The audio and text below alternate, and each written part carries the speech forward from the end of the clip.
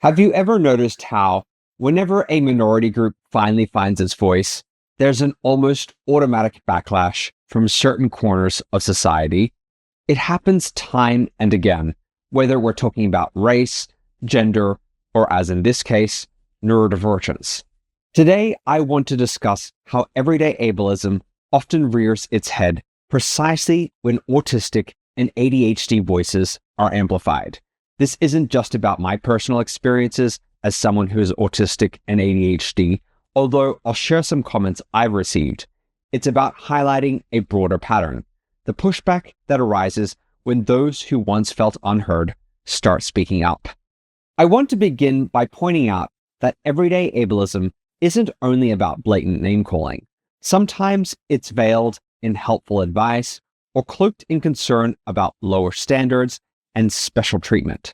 I've personally felt the sting of comments that suggest I, and others like me, am asking too much simply by existing and needing certain accommodations. Turns out that when marginalized groups gain visibility, some members of the majority feel threatened and respond with hostility.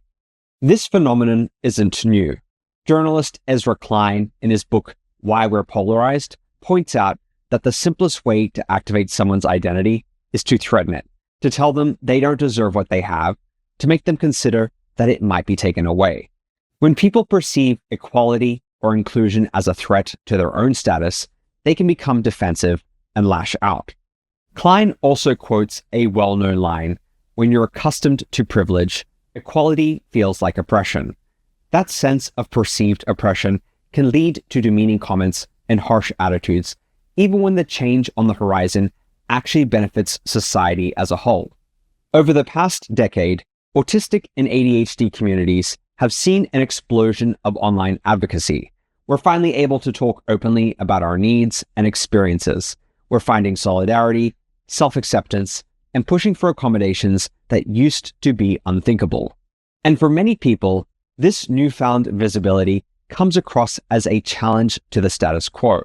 It disrupts the long-held assumption that normal is a static category, and those who once fit neatly into it feel their sense of identity is under siege. Take, for example, this comment I received on one of my YouTube videos. "We didn't have ADHD back 50 years ago and before. It's a made-up disease du jour people have been convinced they have, and kids need therapy and medication for. Ditch your iPhone and just engage in real-life activities again." This comment implies that ADHD is a modern fad, an excuse invented recently. In reality, ADHD symptoms have been documented under various names for over a century. Medical understanding has evolved, but the underlying traits are nothing new. The idea that we didn't have ADHD decades ago is simply a reflection of underdiagnosis or misdiagnosis, not that it magically didn't exist. Telling someone to just ditch their phone is a classic example of minimization, as it overlooks the genuine, measurable challenges ADHD imposes on executive functioning, focus, and regulation. Another remark that stands out is, how about instead of avoiding stress, you train them, neurodivergents, to deal with it? That way they can join society without being viewed as problematic. At first glance, this might sound like tough love, but it ultimately dismisses the idea that accommodations or understanding might be necessary. It suggests that neurodivergent people must do all the adapting because if they struggle, it's because they haven't been trained properly. Imagine telling someone with significant hearing loss, "Why can't you just train yourself to hear better?" This framing ignores the biological or neurological underpinnings of a condition, reducing it to a personal failing. I received another comment saying, "If you don't have something that debilitates you, wheelchair, severe Down syndrome, autism, something that makes you unable to do your life, you don't deserve to take benefits from somebody that does." This is gatekeeping disability. It implies that ADHD, higher support autism, or other less visible conditions aren't valid enough to warrant help. It portrays life-altering experiences as unimportant unless they are blatantly obvious, like needing a wheelchair. Yet disabilities and neurodivergence exists on a spectrum. Not every person with a disabling condition is unable to do daily life in the same way. Some might appear to function relatively well while paying a huge price in mental health or fatigue. Accommodations are about leveling the playing field, not awarding special treatment to a chosen few. A separate, seemingly offhand comment went, "Anyone who uses terms like neurotypical are not people you want to take advice from." While brief, it's quite telling. This dismisses the legitimacy of a term widely used in the neurodiversity community. By discouraging people from listening to anyone who acknowledges that different brain wiring exists, the comment aims to delegitimize the entire conversation. Neurotypical is a simple, well-established term that helps differentiate typical neurological development from neurotypes like ADHD or autism. Brushing it off suggests an unwillingness to hear neurodivergent perspectives. A common refrain I see online comes from folks who argue that neurodivergents just need more discipline or training rather than accommodations. One commenter I quoted earlier went on to say, "I have family that were trained to deal with the stress. Rather than someone like you insisting that they need to be outed, you are causing more harm than good with this misinformation." Notice how it pits neurodivergents against each other. My family members with the same condition can handle it. Why can't you? This logic implies that if one autistic or ADHDer is doing okay, then no one else deserves support. It also frames advocating for accommodations as outing someone, as if that were inherently harmful rather than a means to secure rightful inclusion. In reality, accommodations like universal design in workplaces, quieter spaces, flexible schedules benefit everyone. The workplace improves, productivity goes up, and morale increases. Yet when people view disability supports as finite handouts, they resent anyone who doesn't meet an extreme threshold. This statement also assumes that autistics and ADHDers aren't already working hard to cope with the stress. It also labels speaking up about our needs as misinformation rather than a call for basic respect. Beneath this lies a fear that their society must change, a threat to the implicit privilege of not having to adapt or accommodate people who differ from the majority. Another refrain you'll see is that some people with disabilities are never satisfied or they cost employers too much. One commenter expressed concern about folks who demand that employers bend over backwards while rarely producing half of what they should. This perspective reduces human beings to cost-benefit calculations, ignoring that every workplace already silently accommodates typical ways of processing information and interacting. They also stated they cost time, money, morale. People who look healthy but claim they're disabled cause businesses to go under. Why should owners risk everything for them? This viewpoint is rooted in the fear that employing someone with accommodations is an intolerable burden. Yet decades of data show that inclusive workplaces often thrive because supported employees perform at higher levels, a net gain rather than a net cost. Laws like the ADA in the US exist to prevent exactly this type of discrimination. One or two bad faith actors shouldn't overshadow the legitimate needs of countless others. I've also received comments from autistics themselves, such as one person writing, "Just because people aren't catering to us autistics all the time doesn't mean we are systemically oppressed." I think it's more damaging to promote such a victim mindset. While it's true that within any community, people will have differing perspectives, it's important to recognize that calling out systemic barriers isn't about adopting a victim mindset. It's about acknowledging patterns of unfairness. Recognizing and naming these patterns is the first step toward change. What ties these comments together is a sense of discomfort with change, a fear that giving neurodivergence a platform and treating our needs as valid might mean others lose something. This reaction is part of a broader identity threat. If employers, educators, and society at large begin to adapt for a minority, it challenges the majority's assumptions about what is normal or default. Some interpret the call for accommodations as a personal attack, as if saying, "You're the oppressor." Instead of examining the critique and exploring how to build a more inclusive society, they lash out or dismiss the issue entirely. It's a classic defensive reflex when the status quo is challenged. I once received a comment that encapsulated a particularly misguided view of neurodivergence. The commenter argued, "That's why you reject the whole idea of neurodivergency and don't get tested for it. You work with the mind God gave you. You work hard, you pray, and you don't give up." According to this logic, any struggle with focus or comprehension is simply a failure to harness one's innate potential. The implication is that if I or anyone can't overcome these challenges solely through willpower, then my very existence as a neurodivergent is nothing more than an excuse. This person seems to be subscribing to a bootstrapping mentality, suggesting that with enough personal effort, one should be able to overcome systemic and neurobiological challenges on their own. Their approach oversimplifies the complexities of neurobiology and dismisses the years of hard work and self-discovery invested in learning how to navigate a world not designed for our differences. Another comment I encountered took this dismissal even further by insinuating that advocating for accommodations is just a ploy for free handouts, such as paid schooling. The remark suggested that I should be able to succeed without any additional support, a notion that ignores the reality of everyday struggles experienced by neurodivergents.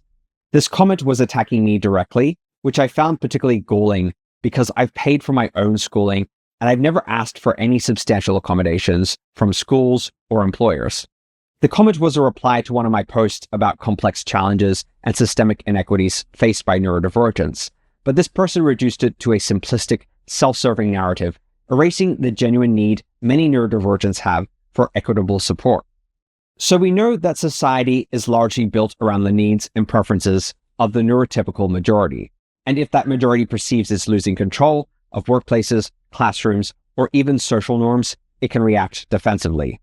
In essence, some see it as a threat to their status, whether it's actual status or simply the comfort of a world designed for them. This is exactly what Ezra Klein was talking about. The experience of losing privilege can feel like oppression. And if that feeling isn't managed with empathy and open dialogue on both sides, it can morph into hostility directed at autistics or ADHDers. Going over the comments I've received, you'll sense a theme, an undercurrent of retaliation, as if the mere act of a marginalized group member naming their needs is an incitement to conflict. In truth, it's a call to conversation. Autistics and ADHDers aren't demanding the downfall of society. We just want a seat at the table to discuss how everyone can function better. In the cases I've presented, I've tried to weed out people who are just being rude from those who are engaging in ableism. Some comments may just be hateful trolls being hateful trolls.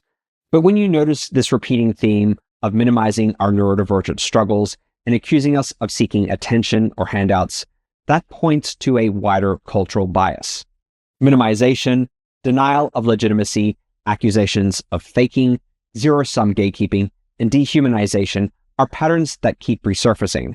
Once you know what they look like, you can call them out, privately or publicly, rather than internalizing them. If you've encountered comments like these, remember that they reflect a societal bias, not a personal failing on your part. Next, education is key.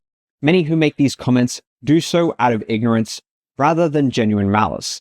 They might be repeating things they heard growing up, often a calm, factual explanation pointing to real resources on ADHD, autism, or disability rights can open someone's eyes.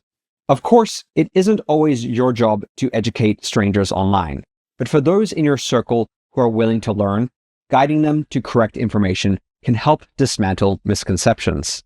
We also need to shift the narrative around accommodations. Instead of viewing them as special treatment, we should frame them as basic fairness. A ramp helps a wheelchair user in the same way that flexible deadlines or low-sensory workplaces can help an autistic or ADHDer.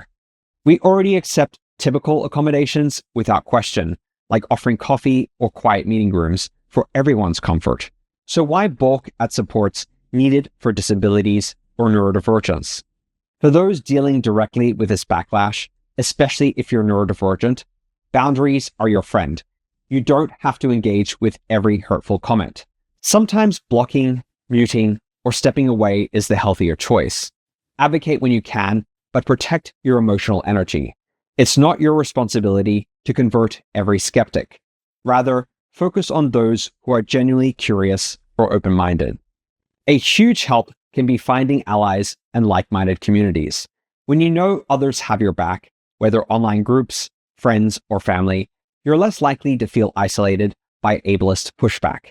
Sharing experiences and strategies can help you handle negativity more effectively.